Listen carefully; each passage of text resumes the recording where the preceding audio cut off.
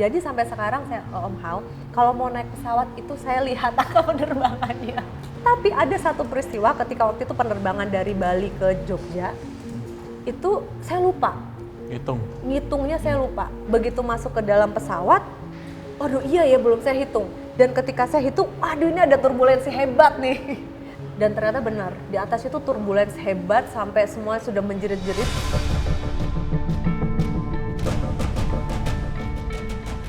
Assalamualaikum warahmatullahi wabarakatuh. Salam rahayu bagi kita semuanya. Kembali lagi bersama saya dalam sesi podcast obrolan santai. Dan tentunya saya tidak sendiri. Dan ini satu teman ya, bintang tamu yang saya tunggu-tunggu sebenarnya karena berkaitan dengan angka. Dan siapakah beliau? Nah ini sudah ada di samping saya yaitu Mbak Indah. Selamat datang Mbak. Terima kasih Om Hao. Akhirnya saya juga bisa hadir di sini, bisa ngobrol juga dengan Om Hao. Ya. Ini juga sebenarnya saya tunggu-tunggu juga Om Hao. Karena banyak juga pertanyaan-pertanyaan yang mungkin nanti bisa Om Hao juga jelaskan ke saya. Iya, termasuk saya ini. Banyak gitu. sekali ingin saya tanyakan tentang prediksi-prediksi ke depan. Yep. Tentunya berdasarkan data yang ada ya. Karena kalau kita melihat data itu kan macam-macam Mbak. Ada yang berdasarkan data tulis ataupun data tidak tulis ataupun benda gitu. Yeah. Nah ini mungkin sedikit cerita Mbak Enda ini menekuni atau ada di dalam bidang apa? Kalau ini sebenarnya masuknya prekognisi loh Mbak. Oh gitu ya? Iya, jadi lawan dari retrokognisi. Gitu. Kalau retrokognisi itu kan melihat ya atau kita merekonstruksi lagi kejadian yang dulu pernah terjadi. Sementara prekognisi itu memprediksi satu kejadian atau peristiwa yang akan terjadi. Karena sifatnya, jadi prediksi. Karena prediksi itu kan probabilitas. Jadi di sini memiliki satu peluang atau satu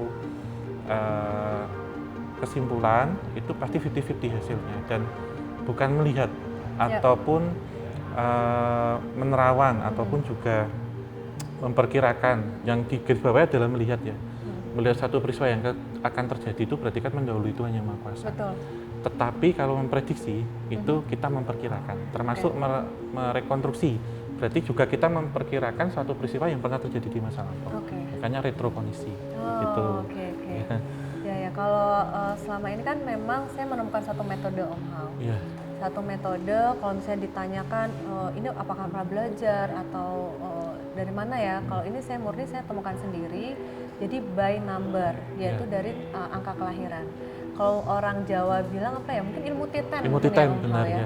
Jadi ini benar-benar secara empiris saya temukan gitu. Jadi dari angka tanggal lahir ini bisa memprediksi ya tadi Om Hao bilang kayak karakter, potensi, kemudian alur hidupnya seperti apa, kemudian permasalahannya seperti apa, kemudian bagaimana solusinya.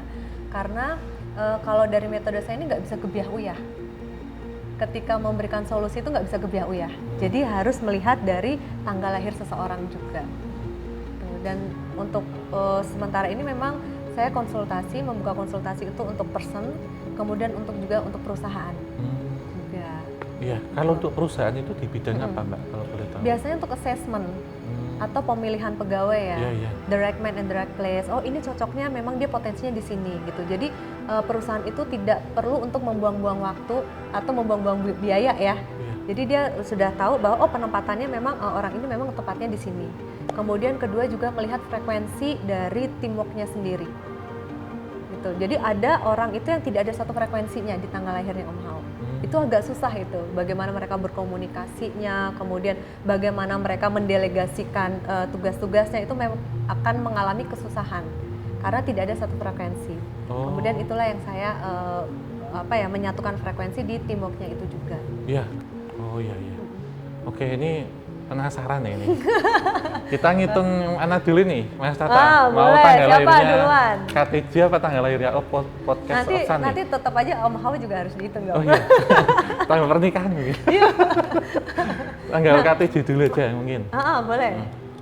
KTJ itu Bandung 13 Februari 2018. Dibentuknya tanggal sini. Nah, ini menariknya gini, Om Hao. Kalau misalnya tanggal pernikahan, tanggal dibukanya perusahaan, itu aku harus menganalisa juga orang-orang yang ada di sini. Iya, iya. gitu. Jadi nggak sekedar oh angka ini tuh bagus apa enggak ya gitu, enggak. Tapi siapakah yang menjadi orang-orang di KTJ ini? Oh iya, iya. Iya, Itu iya. juga. Kemudian akhirnya disinkronkan dengan tanggal berdirinya KTJ. Oh iya. Ya kalau untuk tanggal ini itu sebenarnya tersusun banyak angka 13. Oke. Ada 4 orang di situ 13, termasuk saya. Oke. Iya. Dan 13-nya itu susunannya linear, Mbak. Gimana itu? Jadi ada 13-2, Oke. 13-3, Oke.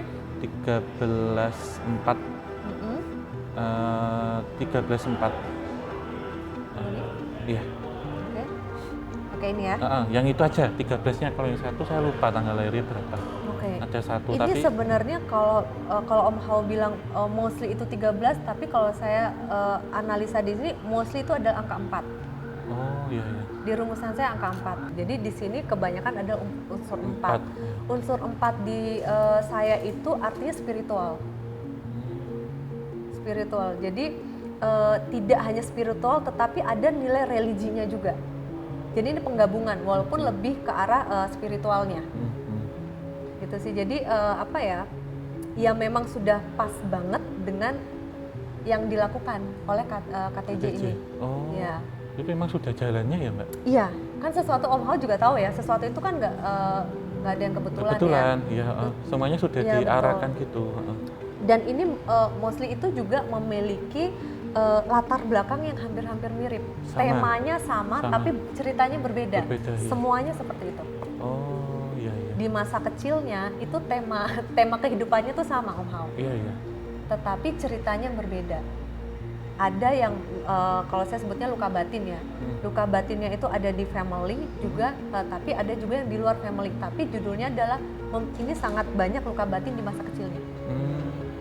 Dari 4 itu ya? Iya. Oh iya, iya. Iya, itu kemudian di bulan 3, itu 13/3 Oke. 2021, Mbak. Ada angka 10, ada angka 10. Ini much better, Lebih baik. lebih baik. Iya, karena benar yang disampaikan. Jadi di 2018 hingga 2020 itu grafiknya memang gini, Mbak. Ya. Kemudian kita lahirkan dia kembali, kita selisihkan 1 bulan, dia naik tapi pelan. Yap. Tapi sekarang udah posisi di atas Posisinya stabil. sudah stabil, Iya, betul. benar-benar ya.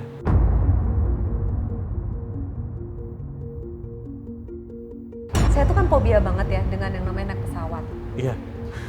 Fobia sekali sama naik pesawat. Ketinggian enggak, tetapi ketika begitu duduk di pesawat itu udah fobia itu langsung muncul.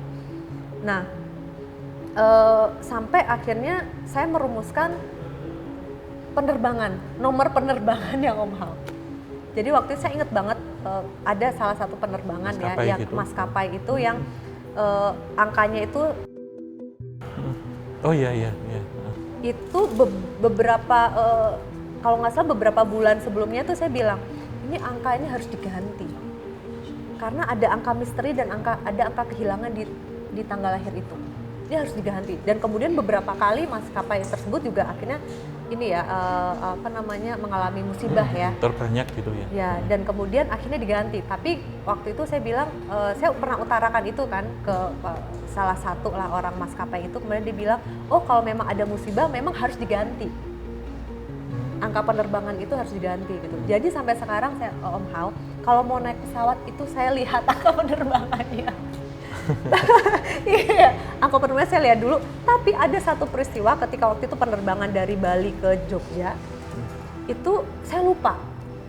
Ngitungnya saya lupa. Begitu masuk ke dalam pesawat, waduh iya ya belum saya hitung. Dan ketika saya hitung, aduh ini ada turbulensi hebat nih. Nanti itu arahnya adalah 50-50. Itu harus saya pendam karena saya nggak boleh ngomong sama orang kan Om Hao. Jadi saya pendam. Itu saya udah mau lari aja tuh dari pesawat, tapi saya ditahan jangan karena itu sudah kondisinya udah mau take off gitu. Dan ternyata benar, di atas itu turbulence hebat sampai semua sudah menjerit-jerit, bahkan pramugaranya juga sudah menginstruksikan dengan suaranya yang keras gitu ya, bahwa semua harus tenang.